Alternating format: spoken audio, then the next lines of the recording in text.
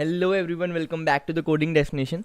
So my name is Chirag Vaishnav, and in the continuation of the graph series that we started on this particular channel, the question that today we are going to solve is detect a cycle in an undirected graph. So in the starting what we did DFS, we did BFS, then we did a application based question on DFS, that is number of islands, and now we are moving with the graph cycle detection in directed graph, and the next video will be on undirected graph. So this is how the graph series that I started on this channel is going on. So I hope you are enjoying it, and if you are if you are new to this channel, so do check out the playlist. I've created a DP playlist last month. In this month I'm creating graph playlist, and in the next month we'll plan something more interesting for you. And so do subscribe to this channel so that you will be notified first. So the question that today we are going to solve, let me write it, that is detect cycle in undirected graph, right? So we will first see that what is cycle, and then we will see that how we can implement this. We will take some examples and all the things we will deal with this. So before starting with the graph series, before starting with this amazing question, I would like to get your notice to Newton School. So Newton School has only provided me such an amazing opportunity to interact with you guys, to learn and grow together. So let me just take you to their website so that we can know about them. And also there's an amazing thing I want to tell you, so that it will be very beneficial for you, right? So this is the Newton School's website. You can see a lot of coding contests, launchpad, hiring from us, and all the things are going on. Newton School is connected to a lot of companies. You can see top companies are there: Deloitte, Airtel, Snapdeal, Google, right? So what Newton School do? Newton School is a platform which helps you to build your career in tech. So what you can do, you can learn about things like web development and all the things, and after the course is completed, Newton School will help you to get placed. And the best thing about Newton School is that they will help you to get placed, and you have to pay them after you got placed. So this is such an amazing opportunity. So if you want to if you are interested in, if you want to enroll in such an amazing opportunity, do enroll in it, guys. So this was it for Newton School. Now let's get back to our question. So the question was detect a cycle in an undirected graph, right? So let's say हमारे graph क्या given है, right? तो हम graph देखते हैं सबसे पहले. So suppose 0, 4, 5 and 6. And एक और चीज़ मैं लिख रहा हूँ, मैं समझाऊंगा मैं क्या लिख रहा हूँ. 2, 3, right? So this is a complete graph. This complete is a graph. अब मुझसे बहुत सारे लोग पूछ सकते हैं यार ये कंप्लीट ग्राफ कैसे? This is not a complete graph. We know that this is not a complete graph, but I am saying that it is an complete graph. How? Let me go you through. Right, so graph is of kind of two parts, right? Graph can be connected. Let me just write it again. Graph can be connected, and graph can be not connected or disconnected, whatever you say, right? So with having these two kind of graphs, what you have to do, you have to detect a cycle. So if the graph is connected, then on a single go we can find the cycle, right? But in a non-connected graph, there might be chances that a graph is not connected. Jैसे this is complete graph G, this is the part 1 and this is the part 2. So part 1 is not connected to part 2, but in part 2 we can see that there is a cycle going on, right? So now let's talk about what is cycle. Okay, I just forgot to explain what is cycle, right? So cycle क्या है? Cycle is a thing that in which through each node you can get back to that node again to the given path only, right? Suppose I'm starting with 1. So with 1 I can go to 8 or 2. Let's say I go to here 2. With 2 I can go to 3. हाँ. With 3 I can go to 8. Yes, absolutely. Right? With 3 मैं 8 पे गया. क्या 8 से मैं 1 पे जा सकता हूँ? हाँ. क्या मैं 1 पे पहले था और 1 पे वापस आ गया हूँ? Yes. So this is in cycle, right? So this is what a cycle is, and this is how we are going to find the cycle. And what you have to do, what I want to point out your notice to, that this itself is a connected graph. This itself is a connected graph. So suppose if there was a node 1, so cycle will again be 3, क्योंकि 3 से 1 जाऊँगा तो 1 से मैं कहीं जा नहीं सकता. It will not form a cycle. But 3 से 8 जाऊँगा, 8 से 1 जाऊँगा, तभी मेरी cycle बनेगी, right? I hope you are able to understand. So this is not a cycle. But the major point that I want to give you through this example is that we are having two components, 1 and B, let's say, A and B, let's say, right? Which are both the part of the same graph G. So these two can be separate graphs, but they are connected by they're not connected, but similarly they're linked as they're part of single graph that you are provided with. So graph can be of two types, connected and not connected. So the connected graph we are having no issues, but in not connected I'm just giving you example that there can be scenarios like this as well. So you have to consider things for this as well. Now let's get back. Now let's see that suppose let's हम यही example लेते हैं 8 1 2 3 and 1 let's say, right? अब ये मेरा graph है, ठीक है. अब if I want to find a cycle, what I will do, suppose मैं 1 से शुरू करता हूँ, ठीक है. तो अगर मैं 1 से जा रहा हूँ तो मैं 1 से 2 पे गया, ठीक है. अब मैं 2 से 3 पे जा सकता हूँ.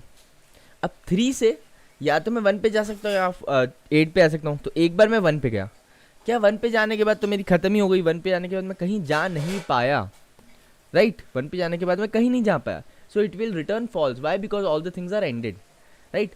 अब अदर ऑप्शन क्या है, जब वो ट्रेस बैक करके वापस जाएगा, right. So we will be applying DFS in this, right. So DFS BFS दोनों से काम हो सकता है, but we will be applying DFS. So it is more of a DFS application question as well. It is more of a cycle detection question as well, and it is very standard question, right. So what we will do from the part 3 we will go to 8. Why? Because we go to 1, we didn't find anything, then we backtrack, then we go to 8. Now from 8 we can go to 1. Now the main thing is that क्या 1 पे मैं पहले जा चुका हूँ, right. तो इसमें है क्या कि सपोज DFS, हम DFS कैसे लगाते हैं. Okay, so I am going to apply DFS here. So I will try my best to explain you this from scratch, but if you are having some doubt, so I have made a dedicated video on DFS, so I request you to go watch, visit that video. बहुत अच्छे से explain किया है, right? So it will be beneficial if you can see that, right? तो अब इसमें क्या है कि 1 2 3 8 1. तो सपोज मैंने 1 से शुरू किया, राइट. DFS, मैं DFS लगा रहा हूँ 1 से. तो मैं 1 के पहले 1 पे चेक किया, 1 को विजिटेड कर दिया, ठीक है. अब मैं 1 पे चेक करूँगा इसके सारे नेबर्स. तो 1 का पहला नेबर है 2, मैं 2 पे गया, ठीक है. अब 2 पे DFS लग रहा है. 2 के सारे नेबर्स, मैं 3 पे गया, ठीक है. 1 पे गया, 2 पे गया, 3. अब 3 के सारे नेबर्स, 3 का एक नेबर है A1, एक नेबर है 8, ठीक है. तो 3 के पहले मैं नेबर पे गया 1. So we went to 1. So after we went to 1, there is nothing connected to this node right here, right? There is nothing connected to this node. So we will return and backtrack, right? So we backtracked and now we went to 8. So after we went to 8, can we go to 1? Yes. But 1 is already visited, means 1 is a parent. 1 is a parent to this node. Parent to this node or ancestor to this node in a sense कि क्या वो पहले visited है, ठीक है. ठीक है, जैसे मैं 1 का शुरू करता हूँ. Okay, so we started with 1. 2 का पेरेंट है 1, ओके, है ना. 3 का पेरेंट है 2, ओके. 8 का पेरेंट है 3, ओके. सो 8 का पेरेंट है 3, 3 का पेरेंट है 2, 2 का पेरेंट है 1. तो क्या 8 का पेरेंट है? Yes, right. And when 8 is being connected to its one of the parent, then we are with the answer that okay we have found a cycle, right. क्यों? क्योंकि मैं घूम के वहीं आ गया, राइट. पेरेंट से स्टार्ट किया था और वापस पेरेंट पे आ गया. जिस पेरेंट से शुरू किया था उसी पेरेंट पे वापस आ गया. Okay, so at each node you will be having 2 options. Either if it is visited, अगर वो विजिटेड है, ठीक है. अगर विजिटेड है तो उस पर चेक करना है कि क्या वो पेरेंट है. अगर वो विजिटेड है और पेरेंट भी है तब तो आपकी साइकिल मिल गई. अगर वो विजिटेड है और पेरेंट नहीं है तब तो साइकिल नहीं मिली, तब बैक ट्रैक करना पड़ेगा, राइट. एंड दिस केस जब वो नॉट विजिटेड है तब चेक फॉर साइकिल इन सब ग्राफ. उसके सब ग्राफ में साइकिल के लिए हमें चेक करना है, right. So this was the logic. It was pretty simple, right. Now let's jump to the code part so that we can get started with the coding, right. Okay,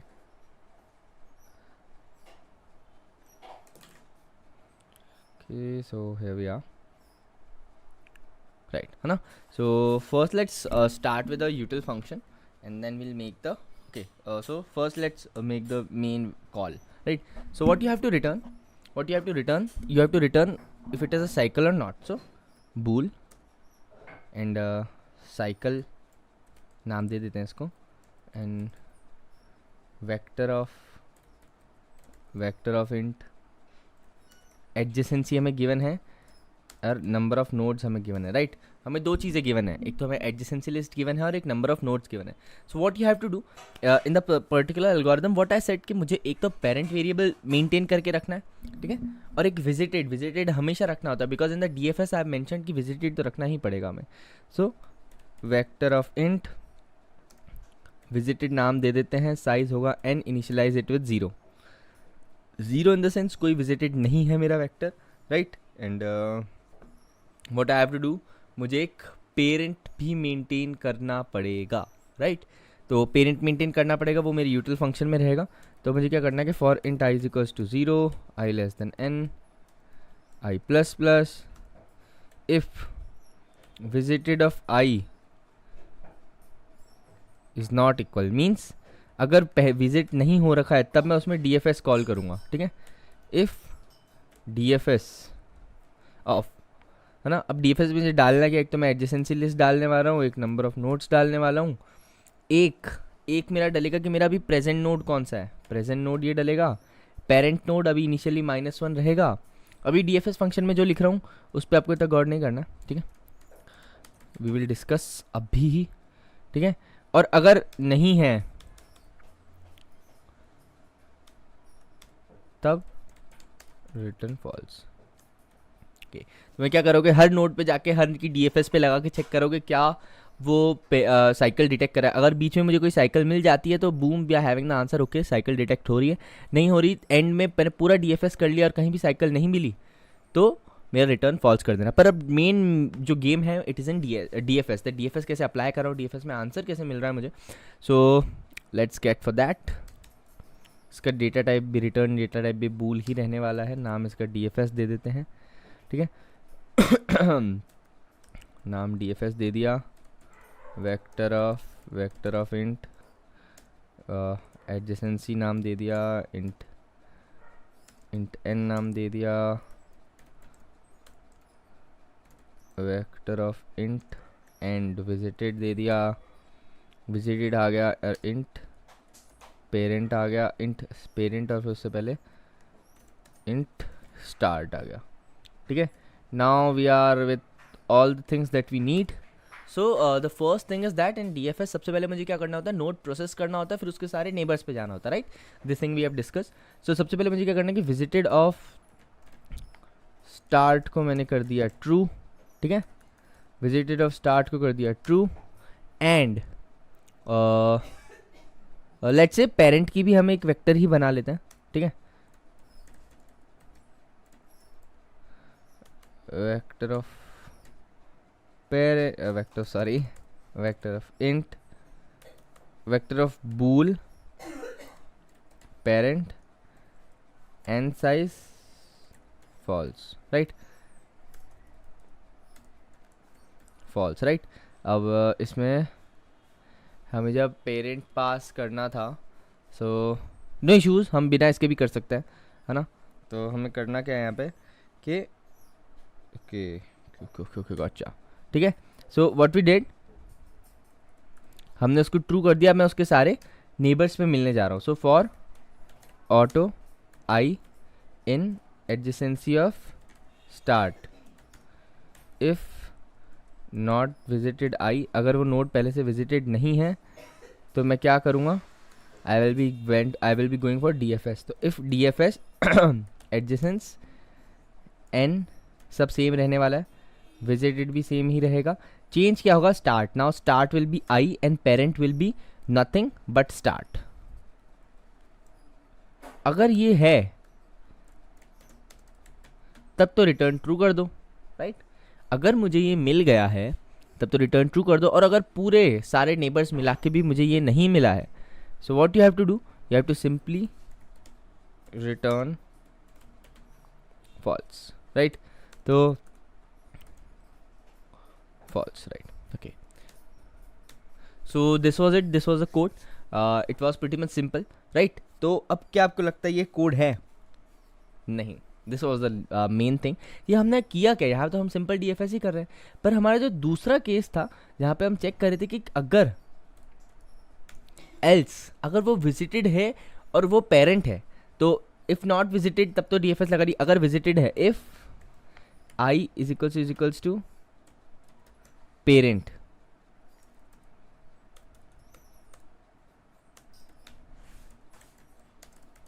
Return true. अब code complete हुआ, and this was the main line, that's why I want you to emphasize on this much कि अगर मेरा जो recent है वो visited है और पेरेंट है तब तो हमें मिल गया return true. So this was the code. I hope you liked it. I hope you enjoyed the explanation. So this was it. If you like this video, give a thumbs up. Do subscribe to this channel. And if you are interested in Newton School's amazing opportunity, do enroll in it. So thanks for watching.